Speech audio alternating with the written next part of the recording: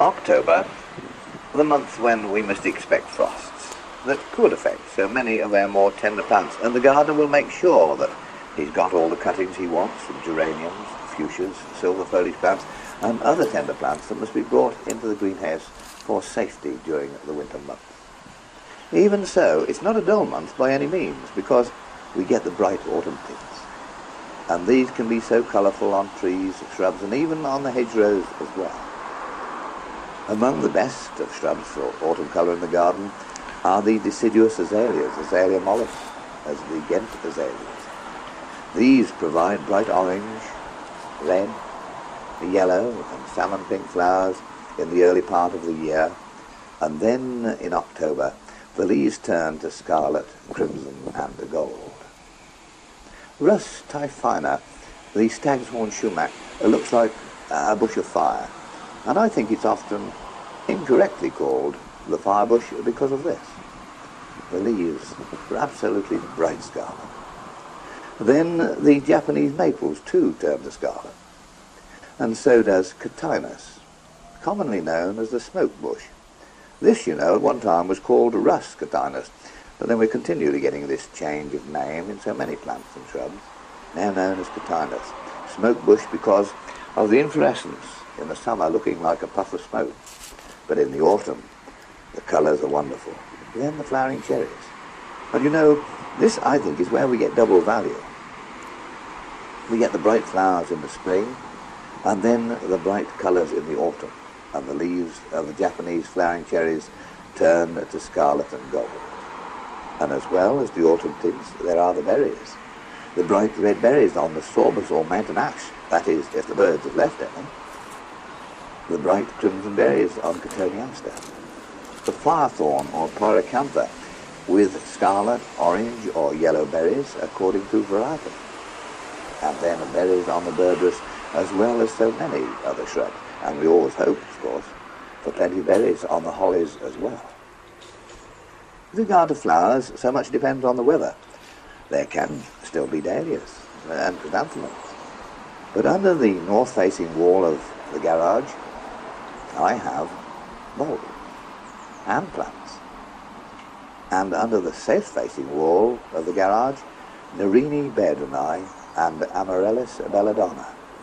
It's strange how these, in late September and October, send up a long stem and bud from a leafless bulb and produce the pink lily-like flowers at this time of the year, so useful for cutting and for bringing inside. Yes, autumn's here, but still plenty of colour, plenty to see and plenty to enjoy. One of the most important jobs, I suppose, is clearing away those summer bedding plants that we were planting out in late May and early June. We don't like to see them go, but they've got to go to make way for the wallflowers, forget-me-nots, the caranthus, the daisies, polyanthus, and others that flower in the spring. After clearing them away, and by the way, putting them on the compost heap, because most of them are of no further use, and they will make a good garden compost, we must then dig the soil over. If we've got some garden compost to work in, so much the better. A sprinkling of an organic-based general garden fertiliser over the surface. If the soil is dry, as it can be even in October, water the wallflowers and the polyanthus and forget-me-nots before you lift them from the nursery bed. And then plant them 9 to 12 inches apart. Don't attempt to overcrowd them, particularly if you want to plant bulbs between. Make sure they're pressed firmly into the soil, watered if the soil is dry, so that they get established quickly before the worst of the winter weather sets in. There's also Sweet Williams, Canterbury bells, and these I like to plant out in a part of the garden where I can use them for cutting, or the Canterbury bells between the hardy border plants to bring early colour to the hardy border plants, or that area where we grow them. There's so much to do now for the spring. You see, there are bulbs to plant, daffodils and narcissi. This is the time for planting them. We can plant them between the wallflowers, the polyanthus, as well as we can the tulip. And in industrial areas, this is an insurance, because quite often the wallflowers, sometimes the forget-me-nots, will be affected during the winter months in severe weather, and many of them lost.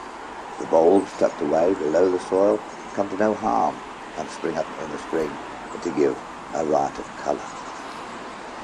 Daffodils look nice when planted in the grass.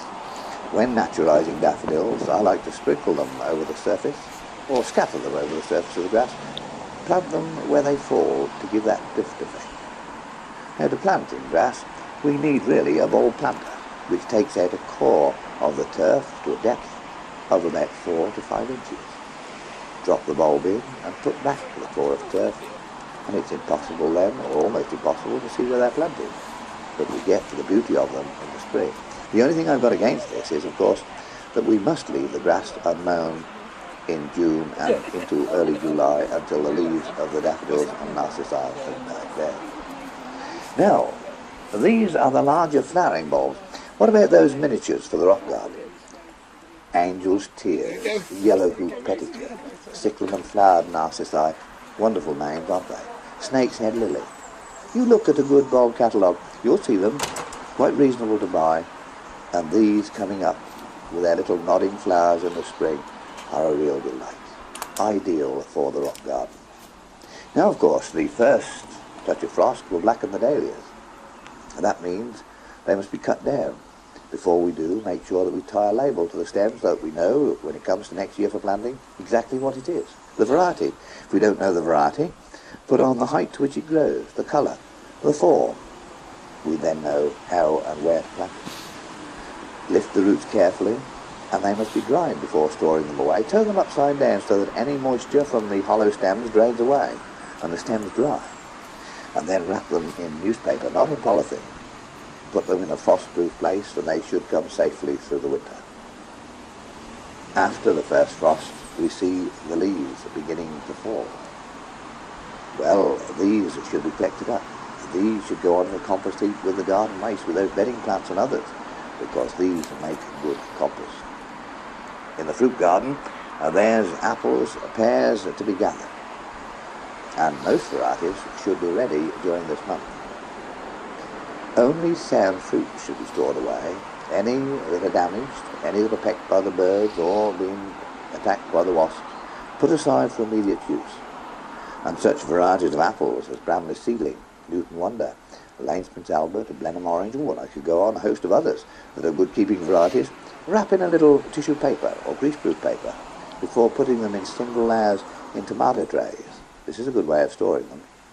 And then they'll keep in good condition through until well into next year. Around the stems of apples, pears, plums, put grease bands to stop those winter moths and other insects crawling up the stems and hibernating on the trees and affecting the fruit next year. And make sure that the grease is kept active.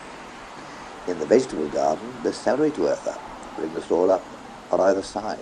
But before doing this, I like to put bands of paper round each stick, newspaper, folded into 4-inch bands to keep the soil out, and it helps to keep the slugs away too. Gradually earthing up. Don't do too much at any one time, but don't bring the soil above that young centre shoot. Main crop potatoes to lift. Leave these on the surface for an hour or so to dry. Select the sound tubers, put them into bags, put them away in the dark and where they're safe from frost. Carrots and beetroot to lift and store. Now these can be lifted, cut the tops from the carrots, twist the tops off the beetroot, and then put a layer of sand, a layer of carrots or beetroot, another layer of sand, another layer of carrots or beetroot, and so on, into a large box. Put them in the garden shed or the garage. Then they're ready for use during the winter months. We must gather the last of the outdoor tomatoes, even though they may not be ripe. The majority of these put into a drawer will ripen gradually throughout the winter. Those that are not mature make into tomato chutney. Pull up a little soil along each side of the rows of leeks so that we get a longer white stem, more to eat, more to enjoy. And all waste from the vegetable garden, make sure it goes onto the compost heap with all the other stuff. Now, from now on, of course, the greenhouse is a place where we keep those plants throughout the winter months. We don't want a temperature that's too high. We want a circulation of air, so we use the ventilators whenever the weather is mild. Chrysanthemums must come inside. We must be more careful with the watering, because plants, as the days get shorter, need less water less feeding too. And then the schizanthus, calceolarias, and cinerarias, to pot on into pots larger to grow on for flowering next year. The rooted cuttings of geraniums to pot off separately into pots, and the cuttings of fuchsias and pelargoniums. Begonias will have finished flowering, as will gloxinias, so we stop watering these for the plants to die down, that is the tops. But the tuber below the compost remains alive, and this we shall need to go on for next year. It is a month of preparations for the winter, storing, harvesting, and putting away those vegetables that we shall need during the winter months.